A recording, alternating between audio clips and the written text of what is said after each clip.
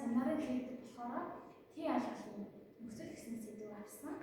За нэгт буюу өмнө багууд болохоор одоо эхний хариалгын тий алгалыг заасан учраас манайх өнөөдөр заахын тий алгалын нөхцөл, уушгын тий алгал, гарахын тий алгалыг заана.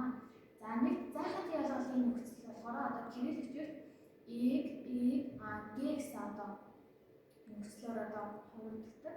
За эхний одоо г болохоор эцэг төгсөг нь дагуулж чинь. За мөнгийг аваарай, аавыг урих, за морийг унаарай. За мөн үү буюу одоо ихсгэр төгсгөөс ойлгомжтой мэдээж энэ эхний одоо г нөхцөлийг дагуулж нэ.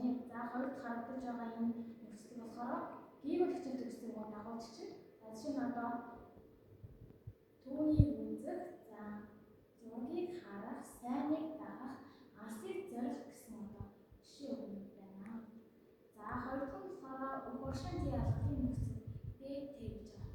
За эхний одоо д буюу одоо чигтээ толгойтой одоо д дуу гэж байдаг. За энэ болохоор ихшил болон зөөлөн дэвсгэр үсгээр төгсгөөг дагуулждаг.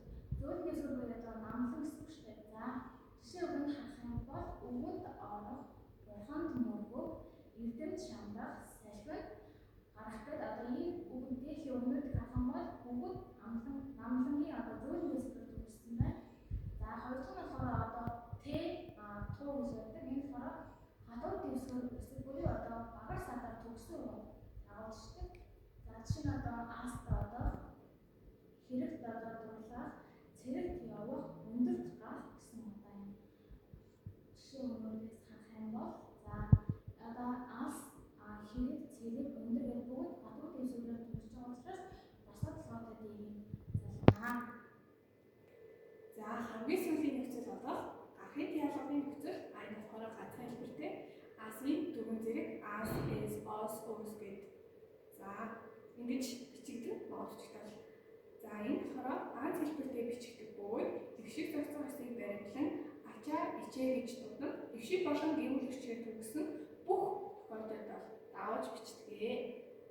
За номоос сурах, гэрээс гарах, ааваас үг сонсох, айлаас ирэх гэх мэт одоо эгшиг болон гүйгүүлэгч харагдах бөгөөд шууд бичдэг байна. За анхаарал хандуулсанд баярлалаа.